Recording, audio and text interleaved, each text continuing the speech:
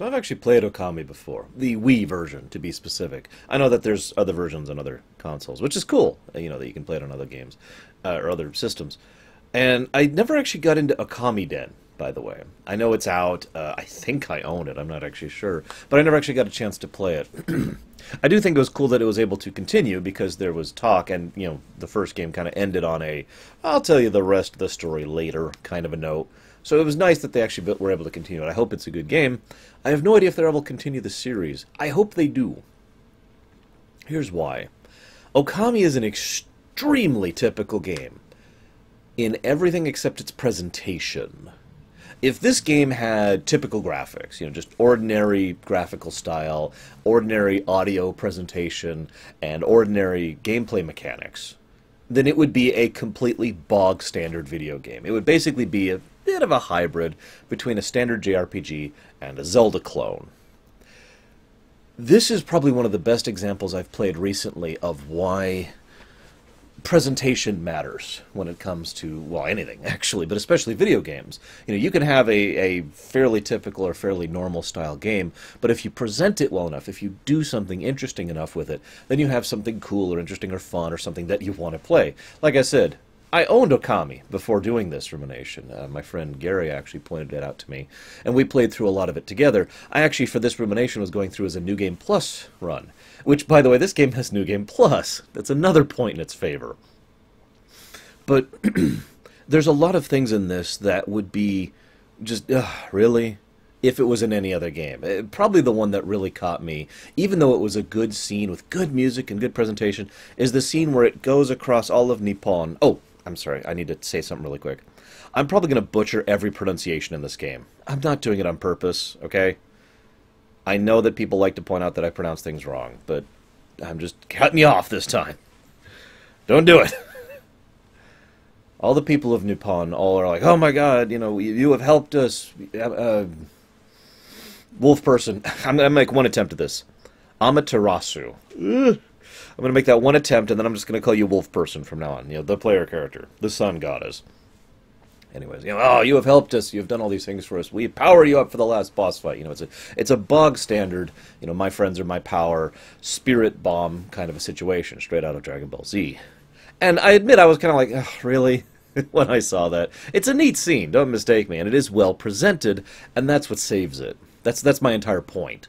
If not for the presentation, this game would be nowhere near as enjoyable for me. And I want to talk about the three aspects of that presentation. First is obvious, the visual. Now, I've talked before about how games that move for a more stylized presentation have a tendency to age better than others. For example, there have been a few SNES games that have tried for really super realistic graphics and haven't really pulled that off. Or have tried for modern cutting-edge graphics and haven't really pulled it off. However, this is all my opinion, of course, because whether or not a game is aged well graphically is going to depend on the individual, so now that I've said that boilerplate, in my opinion, Legend of Zelda, Link to the Past, has aged very well, graphically speaking. I still think those graphics look decent to this very day. This is also true with certain other games of a similar sort. For example, in the era of when 3D games were really starting to become a thing, a lot of games jumped on the 3D bandwagon. And, my opinion, a lot of those early 3D games have not aged well graphically. FF7, Super Mario 64, Banjo-Kazooie, you know, Conker's Bad Fur Day, all of those... wait, not Conker's Bad Fur Day, that's the wrong game. Oh god, I can't think of the name of the game I'm thinking of. Spyro. There we go. That's actually not the game I was thinking of, but that's another example. You know, I don't think those graphics have aged particularly well. However, I think Final Fantasy Tactics graphics have aged quite well because they were going with a more stylized look. And of course, the ultimate example, this is actually another Zelda game, of course, Wind Waker, which was going for a very stylized look and has in many ways aged better than the original Twilight Princess. Now, of course, Twilight Princess recently received a graphical update which helped that, but you get my point, right? I mean, the difference between Wind Waker HD and Wind Waker is so much less than the difference between Twilight Princess HD and Twilight Princess, right? Anyways, so I think the overall approach to the drawn, I don't actually know what it's called. There's a style of painting that this game emulates in its overall presentation, and it's there everywhere. The whole game looks in this particular form. It's this pseudo cel shaded. Well, actually, it is cel shaded, but you know. it doesn't look particularly cel-shaded. It is a cel-shaded usage to try and emulate this particular design. Like the whole game was painted. Like the whole game was drawn in this particular thing with, say, a brush, for example. And I like that. I very much like it. I think that even to this day, despite some issues, because resolution really hurts this game. There's a lot of times where I'm looking at a character like, who is that? Because they're like a little postage stamp. But other than resolution issues, I do think this game has aged brilliantly. And, in addition to having aged well, looked good even back in the day. So, that's our first thing that this game has done very well with regards to its presentation. The second thing is the audio. This is pretty much straight out of Animal Crossing. But a huge number of the characters have their own different... I'm going to use the word voice acting, but it's not quite. If you've played this game, you know what I'm talking about. If you haven't, each character kind of does when they're talking, right? Each time, text is showing up on the screen, it plays a blip. So each word is blip. So, I should do this would be blip, blip, blip. You with me? So they got a bunch of different people to voice each of those little... So we've got lots of different voices for each character, so even from a purely audio perspective, you can usually tell who you're listening to just based on how they sound. That was pretty cool. The third, and arguably the most important thing they did, was... in many ways, this is basically a Zelda game, right? As we've already discussed. No shame in it. However, you paint it. Like, you paint the circle, or you paint the slice, or you paint the rain, or whatever, right? You actually do the designs. Now, of course, I was playing the Wii version. I don't actually know how this is with an analog controller, or with the PlayStation Move, or whatever else there is available to do this with. I imagine a mouse would make this game a little bit too easy. But with the Wii, it's like, shh. And I have to admit, this is one of the very, very, very, very few games in which the Wii motion controls actually added to a gameplay, rather than detracted from it. And I'm going to go ahead and explain why really quick, because most of the time Wiimote controls aren't actually motion controls, they're just this. Like, that's it. That's Donkey Kong Country Returns. Mario Kart. Mario Galaxy. That's actually an exaggeration. But you get the point, right? Most of the time, the only addition of the controllers of the Wiimotes is just to waggle them. The Wiimote waggle, which drives me crazy. In this game, it's whoosh, whoosh, whoosh, whoosh. And it's loose enough that you don't have to be super precise about it. So it's not like you're going to be horrifically punished if you don't do a perfect circle or whatever. But you are still, nevertheless, encouraged to. Because you're going to be using up more ink if you take forever to draw what you're trying to draw. And I love the idea of gaining new techniques. The bomb. And it is. I keep referencing the bomb. I don't know why. I tended to use that a lot. You gain these new techniques just like you would gain new tools in a Zelda game. Rather than getting the boomerang, you get... Rather than getting... I suddenly can't think of any Zelda tools. You get a different brush technique, and each brush technique is usable against the boss that you're going to meet next. Again, fairly bog-standard Zelda-style thing. But the fact that you're actually doing this added to that enjoyment tremendously, and is even a bit of gameplay and story integration, because as you are gaining new techniques to draw... The character is gaining new techniques to draw with a celestial brush, which is an actual object in lore, and is something that she actually uses in order to do her thing. So I like that. I like the presentation. I love it. I also want to comment on one thing really quick. Two things, actually. First of all, I like the idea of faith being an experience bar. Something about that makes a lot of sense to me. Because it kind of slots in logically, one-to-one. There's no need for, like, interpretation, or, as you kill monsters, you get better at stuff, or as you accomplish things, you get better at that particular skill. There's a lot of ways we've experienced lore and gameplay integration when it comes to experience, to leveling up. But in this case, literally, you go around and help people doing side quests, effectively. And as you're doing those quests, their faith in you... Well, they don't know it's you, but their faith in divine aid and supplicants is renewed. And therefore, because they have increased faith, the deities they avow are now stronger. Because the faith is literally their power, a fairly typical concept in a lot of fictional works. Dungeons & Dragons, Faerun comes to mind immediately with Forgotten Realms. So I like that. I like the concept of that direct parallel. This brings me to something that I'm not going to talk about a lot, and I just want to get that out. That's all I'm going to say. I'm not going to talk about the Japanese mythos here. I know this game was literally described to me when it first came as Japanese myth, the game. I was like, okay, that doesn't sound interesting, because I'm not super interested in most myths, especially Japanese myths. And people are like, no, no, or Gary, you know, he's like, no, no, try it, and I played it, and I loved it. But I loved the game, okay? So I'm not going to talk about how, you know, there's the Shinto religion is being presented. I'm not going to talk about how Isun is actually related to this. I'm not going to go into any of that, okay? I just want to make that boilerplate. If you want to talk about that or discuss that or tell me how incredibly wrong I am about some of my speculation, because it obviously is this other thing thanks to Japanese myth, you're more than welcome to, but I'm not going to go into that. Next thing I want to talk about is that this game does a couple of things very smartly. I mentioned it's a well-presented game, but despite being a typical game, it's also a well-executed game. There's a lot of things they do that are what I would consider good game design philosophy. I mentioned earlier New Game Plus, which, as I've said before, virtually every game ever across all genres, virtually every game should have New Game Plus, in my opinion, as an option. I stand firm on that opinion, and I've had that opinion for many, many years. That's certainly not changed. So that's awesome that we have New Game Plus in this. And basically everything carries forward. And some of the specific techniques don't carry forward. You can change your appearance, too, which is kind of neat. But they do some other cool things. First of all, the journal helps a lot. I don't know about you guys, but I got really lost in this game. I love the scenery. I love the visual style, but in a lot of places it kind of blurred for me. So having the journal saying you need to go here and here and do this here was really helpful for me in order to figure out where I needed to go next. And if you're a player who actually knows what they're doing, you don't actually need that, and therefore that optional thing allows you to play that. So that was good game design. There's this one section where you go to Akusa Village. Again, I may be pronouncing that horribly wrong. And as you go there, you lose like everything. It's not like a forced stealth section. It's more like a do-without section. Occasionally a game will pull a do-without section, and sometimes it's great, and sometimes it's awful. One of my favorite examples of a do-without section is actually in a game called Metroid Zero Mission, where after beating Mother Brain, spoiler alert, you lose everything, and you have to wander around in just your suit with a little pea shooter. And while it is a stealth section part of that game, that's not really the point. The point is making do without. And then once you then repower up, it's awesome time. And that's kind of how I felt with Akusa Village here in this game as well. So that was really cool. I loved that.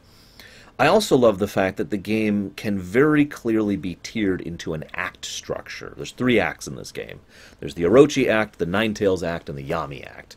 And while each act is not equivalent length to the other lengths, or the other acts, in fact, personally, I found the Ninetales Act to be by far the bulk of the actual game.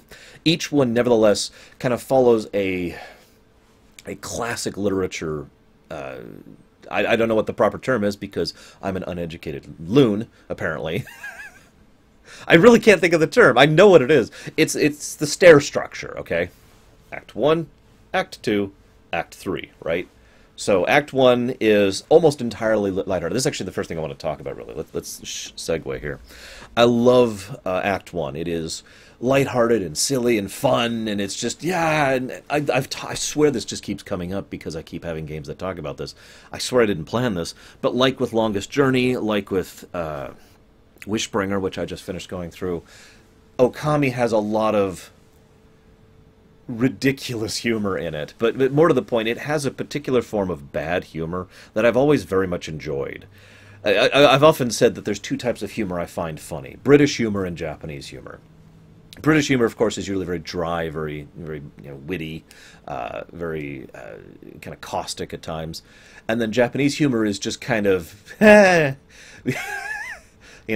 look, I don't know actually know how to describe it. Like, if you've played any Dragon Quest game, you know what Japanese humor is like. They tend to just kind of lay out a joke there, and it's not a particularly funny joke. It's just kind of a ha-ha, and I dig that. I always have. So I was in a really good mood going through the entire first act of as we're running around and gathering the abilities. The frickin' Spider Queen. Oh my God, the Spider Queen. I mean, just and then eyes and just, anyways. So you go for the first act, and the overall tone and the overall structure just we're on an adventure. This game very clearly falls, speaking of Dragon Quest, into Dragon Quest Syndrome, or excuse me, Dragon Quest Effect. I forget what I actually call it. I swear I'm going to release that Lorium video someday. I'm just really behind right now because my schedule just got a lot busier. So that's one of the reasons I've had to focus a lot more on the Ruminations rather than anything else right now. Anyways, so yeah, I've actually lost my train of thought. The Dragon Quest effect, in the fact that it looks lighthearted and silly and fun, and it gets really dark really fast. The Orochi arc pretty much stays light and silly happy. Then we read Orochi himself. I'm not sure what terminology to actually use here. And we find out about, the past, and there's the stable time loop where you go back and do the things that you were actually credited for doing back then, and then your past self comes back to the present in order to actually help you out, And Orochi himself,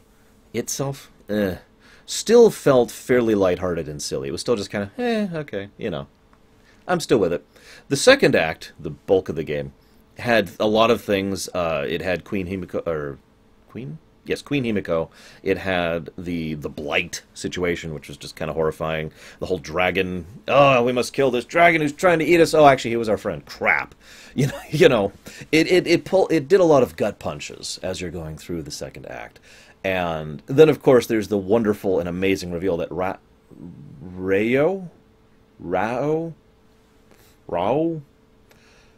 the priestess lady, I warned you guys.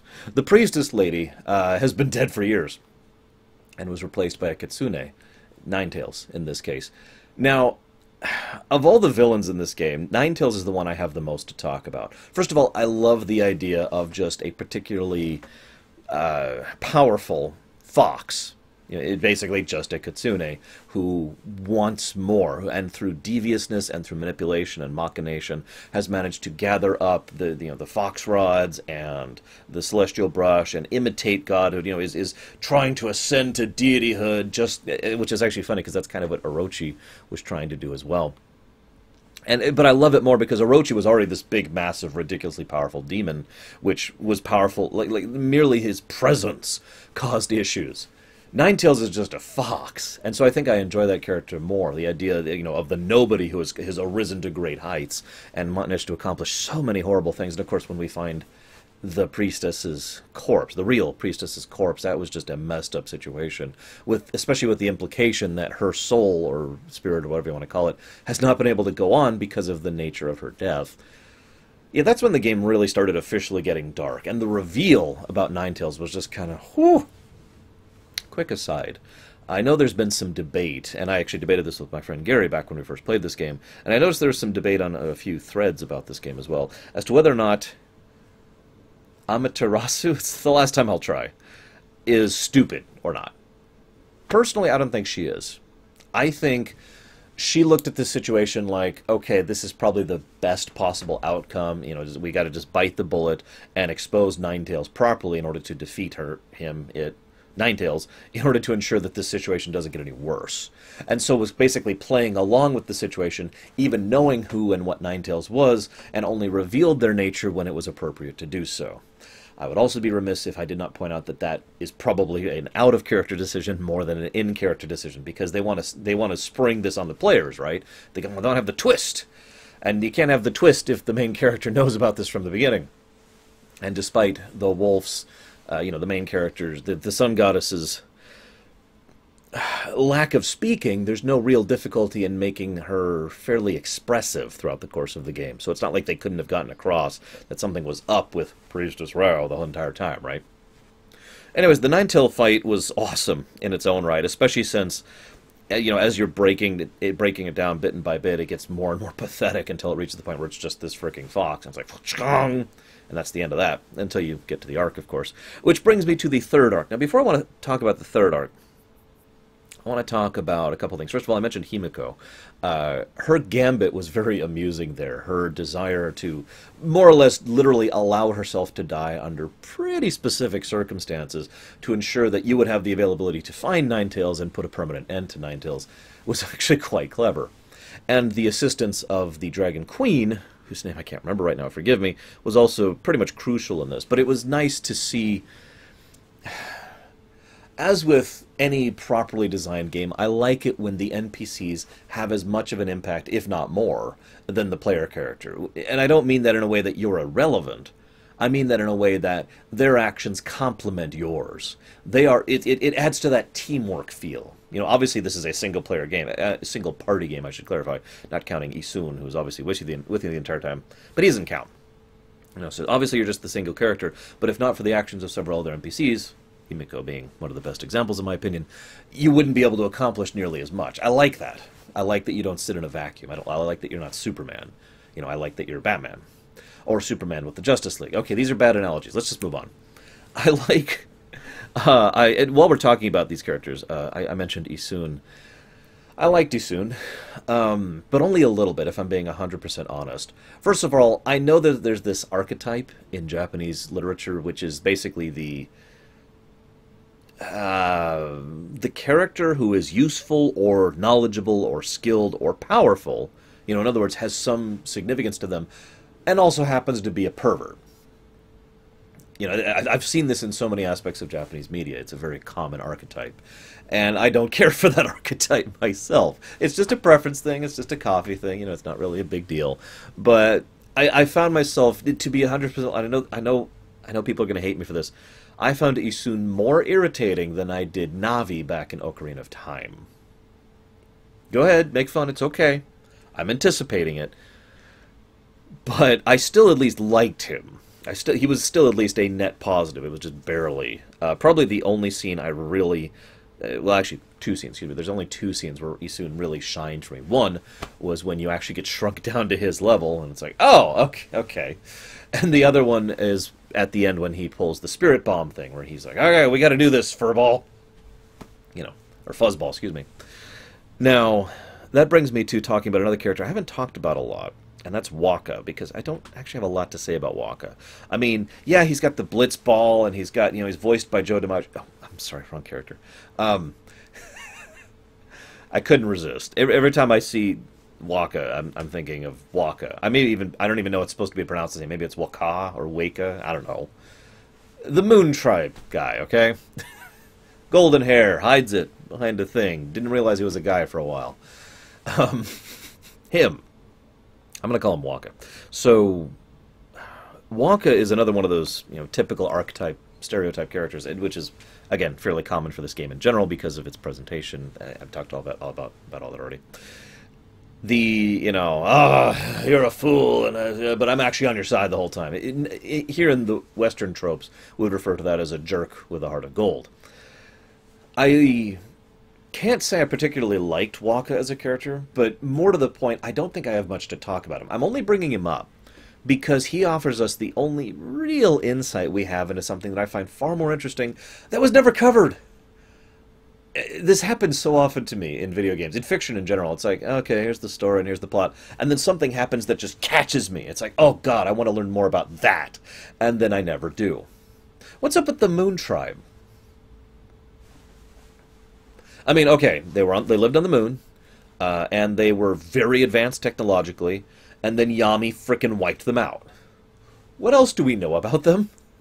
Really? Now, there are a few implications.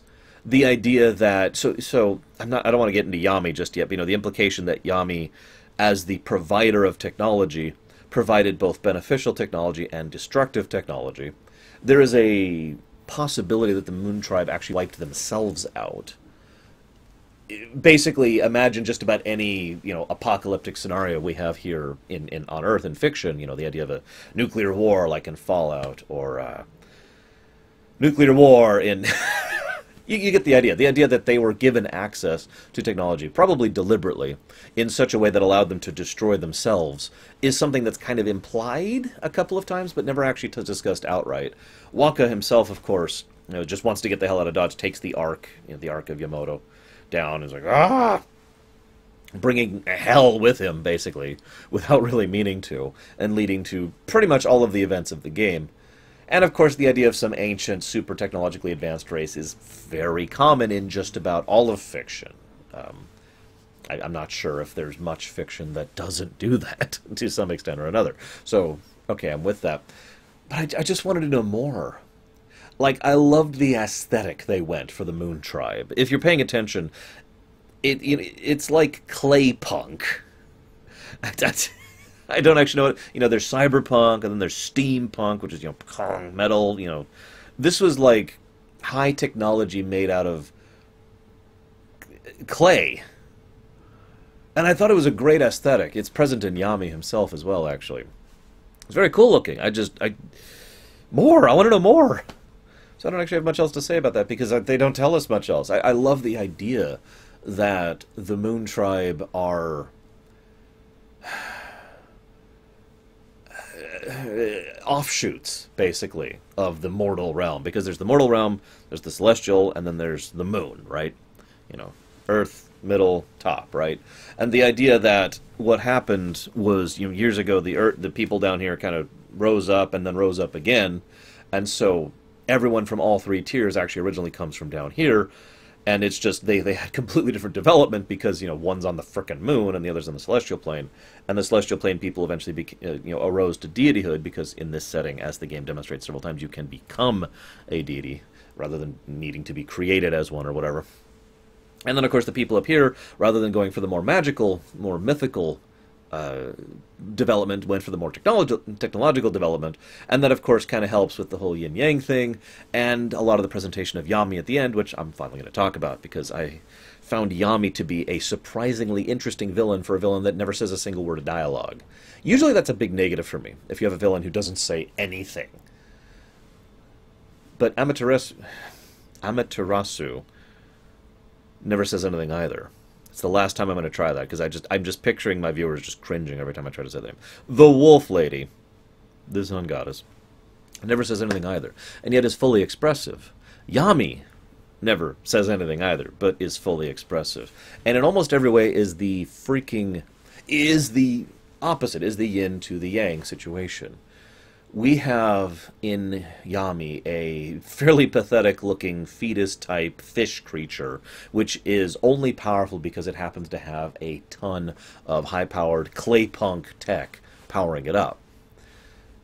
The Sun Goddess Lady is basically a fairly bog-standard wolf, and is only super powerful when powered up by all of the celestial power of the disc, whose name I can't think of, and the different celestial brushes, and all that fun stuff.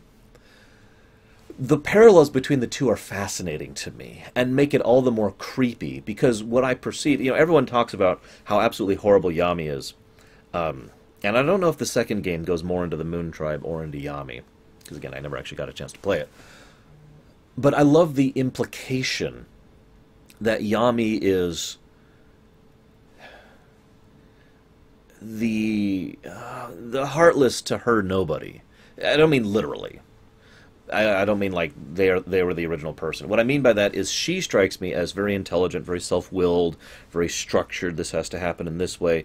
But in her structure, she is also the opposite of that, the very organic, natural, living thing.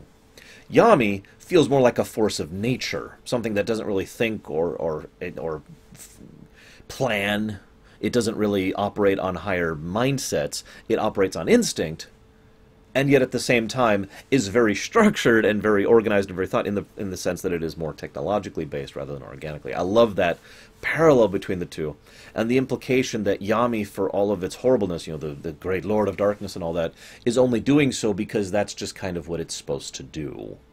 That is its nature. It is the, shall we say, the spiritual hurricane of this particular setting, and just kind of whooshes its way through, doing whatever is needed. This is one of the reasons I mentioned that theory earlier, that the Moon Tribe actually wiped themselves out, not that Yami wiped them out. The idea being that Yami allowed that to happen, but only because it was its nature. I don't know, just fascinating stuff. I love the Yami fight in general, by the way. Wonderfully creepy, wonderfully horrifying, wonderfully epic, very, very dark. Not just literally, but in the sense that, oh my god. And it literally turns into like a slot machine and a frickin' mecha, and then a giant claw-gripping hand. Just great fight. I love that.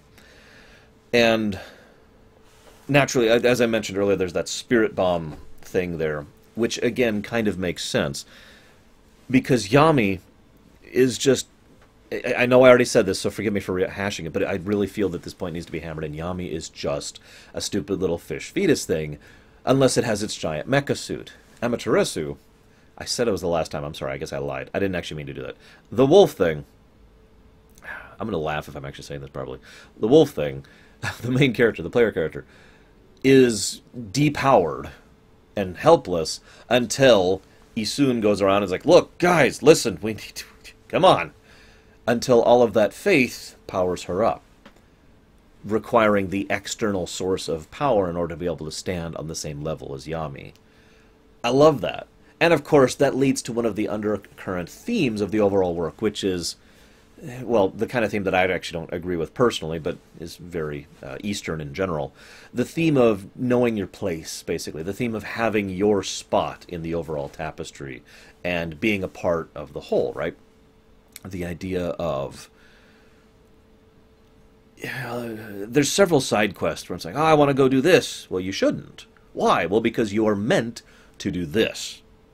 Oh, and then once these people discover what they are meant to do, once these people find the path to what they are supposed to be doing and how they are supposed to be, they are happier. You know, they find themselves in a happier state of being, and they can do more and function as more. And there's a lot of that thematic significance undercurring the entire game, and it kind of culminates with Isun himself. Remember, Isun actually left his village because he didn't want to be a celestial envoy. He didn't want to do any of that. It was not until the last boss of the game where he really finally embraces, okay, fine, I am a celestial envoy. And he's awesome at it. He's awesome at it, and his inclusion is what leads to the critical success at the end and allows Wolf Person in order to succeed against Yami. I love that.